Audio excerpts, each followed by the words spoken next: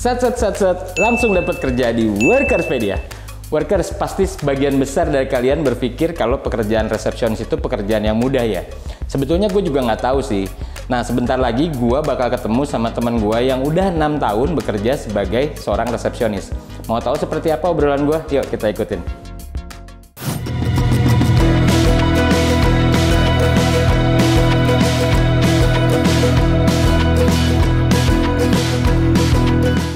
Halo Workers, jadi yang tadi gue udah bilang di sebelah gue udah ada yang bercahaya tapi bukan matahari nih.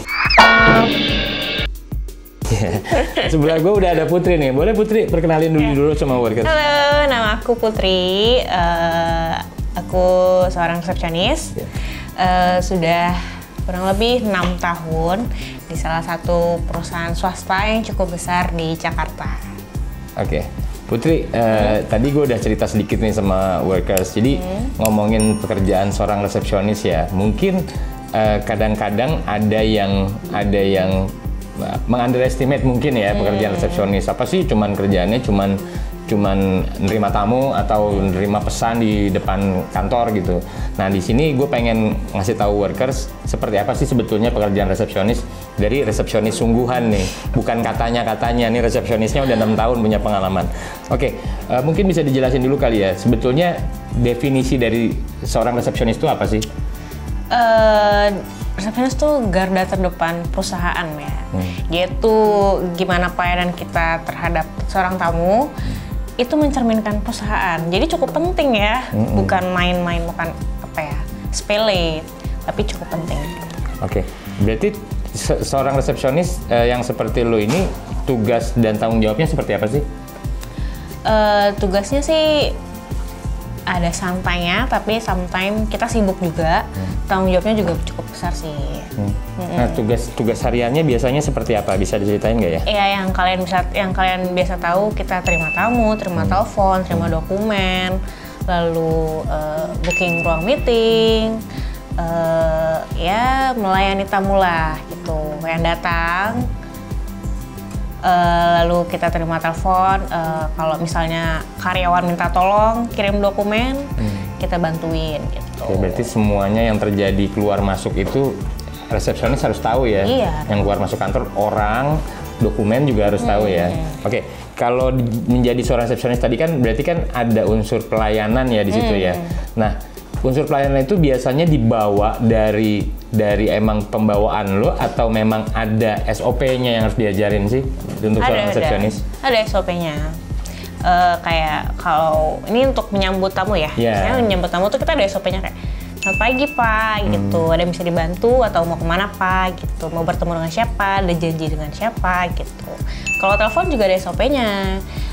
Kalau yang biasanya saya lakukan tuh seorang resepsionis itu dilarang menggunakan kata halo. Jadi kita kayak selamat pagi dengan bla bla bla, dengan saya Putri gitu, ada yang bisa dibantu gitu. Oke, berarti memang ada pelatihannya ada pelatihannya ya. Dan itu juga pelatihan itu nanti dinilai dari kesehariannya seperti apa tuh Put? Biasanya tuh feedback dari karyawan atau dari tamu sih. Misalnya kayak karyawan. Misalnya kalau resepsionis itu atasannya tuh HRD atau GA ya. Pasti kan ada komplain kalau, aduh gimana sih resepsionisnya nggak ramah gitu. Tolong dong kasih tahu gitu. Feedback sih. Tapi tadi ya teman-teman ya, gue sebagai seorang karyawan juga, jadi gue kalau misalnya gue datang ke kantor, gue baru masuk ke tempat kantor tuh, ketika lo masuk kan langsung selamat pagi Mbak. Kalau resepsionisnya bete-bete tuh kitanya juga jadi kebawa bete seharian ya, berasa betul. Ya. Nah, ini parah nih. Kalau kita semangat, pasti karyawannya, oh semangat nih gitu. Iya, jadi memang posisi resepsionis tadi, menurut gue, tadi yang gue bilang, resepsionis itu posisi penting karena dia di paling depan, pertama kali orang datang, dia bukan ngelihat apa-apa, dia ngelihatnya resepsionisnya dulu gitu ya.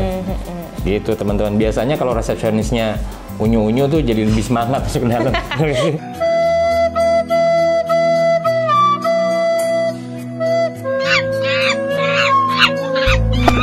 Ya kalau galak bahaya dong. Oke, kalau misalnya dari kesehariannya, lo biasanya datang ke kantor jam berapa dan selesai jam berapa tuh kalau misalnya jam kerjanya? Kalau di kantor Aku itu dia 8:30 masuknya, tapi aku biasanya datang jam 8 gitu. Biasa kan grooming dulu. Karena resepsionis jarang lembur ya. Jarang lembur ya. Tuh, pernah gitu. malah sih. Tapi kalau memang nggak ada ya di pekerjaan resepsionis lemburan ya? Nggak ya, kecuali ada titipan, misalnya ada tamu owner, kayak bisa boleh minta tolong nggak titip dulu sampai jam segini. Soalnya tamu bapak mau datang gitu. Oh ya bisa gitu. Oke, berarti lo jam masuk tadi lo bilang jam 8:30, berarti lo jam 8 udah datang untuk grooming ya? Biasa. Untuk grooming, itu tadi yang tadi gue bilang kalau misalnya lo masuk kantor ngeliat siapapun cakep di situ ada waktu groomingnya, dia kagak cakep dari rumah, kagak, dia di kantor baru dandan gitu. Nah berarti lo pulang tadi jam 5, berarti dalam sehari itu berapa jam tuh kerjanya? Standar ya? Standar sejam. 9 jam ya, 1 jam istirahat ya. Oke. Seorang resepsionis tuh harus punya soft skill nggak sih? Harus dong. Pelayanan customer service tuh, terus administrasi juga harus punya, ya kan? Manajemen waktu juga harus ada. Beberapa sih banyak. Tadi lo bilang service itu memang karena memang itu penting ya, ketika lo punya jiwa servicing orang itu ya dengan penuh senyum segala macam ya. Lo butuh juga gak sih tahu semua orang yang ada di dalam kantor? Iya, harus. Itu penting juga. Kenapa lo bilang penting? Ada pengalaman khusus? Karena kan resepsionis itu kan garda terdepan ya. Tamu itu kan pasti nanya, ada karyawan sama ini nggak? Saya mau meeting sama ini nggak? Kalau resepsionisnya nggak tahu gimana dong? Jadi kita harus tahu gitu. Udah gitu kita kan pasti selamat pagi kan semua karyawan kan. Pasti kita tahu lah siapa gitu. Jadi harus tahu semua karyawan. Oke, Put, hard skill nih. Tadi kan gue ngomongin soft skill ya. Nah, hard skill yang dibutuhkan seorang resepsionis ada gak sih yang misalnya skill dalam menggunakan software tertentu atau apa gitu? Ada biasa Microsoft Office, Excel, Word gitu, mungkin PowerPoint ya kalau dibutuhkan. Harus bisa website ya, internet. Karena kalau beberapa perusahaan tuh udah kayak booking ruang meeting itu dia biasanya pakai udah pakai aplikasi ya. Iya, ya. meeting room booking service gitu, atau apa sih namanya, G Suite, Google Suite gitu. Harus bisa Fargo ya? Nggak bisa, nggak harus ya. Fargo ya. Nah, Office itu tadi berapa tingkat kemahirannya seperti apa sih yang dibutuhkan untuk sebagai seorang resepsionis? Menengah kayaknya. Menengah lah. Biasanya lu ngapain aja emang pakai Excel tuh buat apa sih? Sebenarnya kalau tergantung ya. Kalau misalnya dulu aku pakai Excel tuh kayak misalnya ruang meeting misalnya. Kan kayak, tapi kita nggak penjumlahan ya, kita kan nggak bisa uang atau ya ruang meeting lah kayak gitu. Terus kan karena harus mobile, harus semua karyawan mengakses itu, jadi kita pindah ke Google Sheet. Google Sheet kan juga Excel kan, harus kayak gitu. Ya Word biasa kalau Word manual. Kalau misalnya untuk resepsionis sendiri nih, untuk lu sendiri, kontrak sebagai resepsionis masih kontrak atau karyawan tetap atau seperti apa sih yang sekarang biasanya? Biasanya tuh tergantung ya. Tapi banyak perusahaan swasta yang memilih resepsionis itu dari outsourcing gitu. Nah biasanya tuh outsourcing itu beda-beda lagi. Ada yang kontraknya per tahun, ada yang kontraknya per 5 tahun terus habis gitu. Tergantung sih, beda-beda. Oke, tapi kalau lu sendiri per tahun ya masih? Per tahun. Oke. Nah kalau seorang resepsionis, tadi kan resepsionis itu kan dipajang di depan ya, dan dalam tanda kutip kan looknya harus oke ya. Apa aja sih? Bisa diulang job desk apa aja sih yang lo lakukan? Ya kalau secara umum kayak basicnya nih kita greeting karyawan, greeting tamu gitu. Terima telepon masuk dan telepon keluar, itu sebenarnya ada SOP-nya juga sih, jadi nggak langsung terima gitu. Kalau misalnya telepon masuk nih, kadang kan ada orang yang boleh tolong sambungkan ke misalnya ke bagian marketing gitu. Kita harus tanya dulu, ini dari siapa, dari PT mana, keperluannya apa. Nah kita tanya dulu, lalu baru kita tanya dulu ke karyawan nih, misalnya ada telepon dari ini mau disambungin apa enggak. Kalau misalnya karyawannya nggak mau, ya kita bilangnya, tapi jangan nggak mau ya, bilangnya mungkin lagi meeting gitu. Tapi kita bikin jalan juga untuk penelpon, jadi nggak seakan-akan ditolak.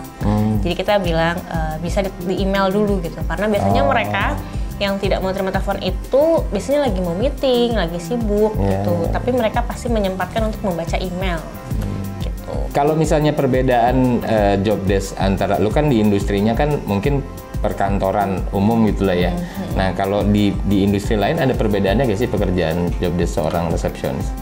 Di hotel kali ya. Di hotel ya. Di hotel tuh beda banget. Kalau di hotel itu kan lebih ke ngurusin apa ya, kamar ya, kamar. Jadi kalau misalnya ngurusin tamu lah itulah ya. Kalau di hotel kan ngurusin guestnya yang nginep di situ. Iya. Maksudnya kayak dia koordinasinya sama housekeeping kayak gitu, terus deposito segala macam gitu kan. Beda kalau di kantor kan lebih ke administrasi lah kantornya gitu. Iya. Tapi sebetulnya kurang lebihnya sistemnya sama ya, servicing, guest masuk segala macam ya. Kalau boleh tahu nih, basic awalnya untuk menjadi seorang resepsionis mungkin dari mana ya biasanya? Biasanya yang menjadi resepsionis itu kebanyakan dari mulanya ya, maksudnya startnya tuh dari sekolah menengah kejuruan biasanya dengan jurusan administrasi perkantoran itu paling banyak. Karena di administrasi perkantoran tuh kita mempelajari resepsionis, customer service, administrasi gitu. Kalau misalnya dari jenjang karirnya nih seorang resepsionis, biasanya seperti apa sih jatuhnya? Masuknya ke tim HR sih, HR gitu. Dia jadi bisa masuk ke GA atau naiknya ke adminnya HR. Karena biasanya resepsionis tuh membackup atau membantu pekerjaan HR. Kan dia di bawah divisi HR ya.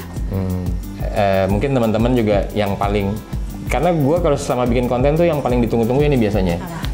Gajinya kira-kira range-nya berapa tuh kalau jadi resepsionis? Sebenarnya gaji resepsionis itu minimal UMR ya, tapi tergantung sama perusahaan. Oke, UMR sampai berapa berarti? Yang lo tahu? Ada beberapa temen aku yang gajinya bahkan sampai 8 juta resepsionis doang ya. Oke. Karena dia resepsionis kantornya beda-beda kan.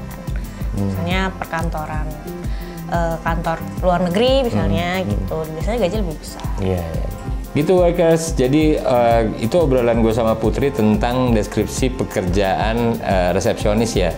Buat workers yang lebih mau tahu lebih dalam tentang pekerjaan resepsionis, boleh tinggalin di kolom komentar. Gue akan ajak dia lagi ngobrol, kayaknya dia senang diajak ngobrol sih sebetulnya orangnya.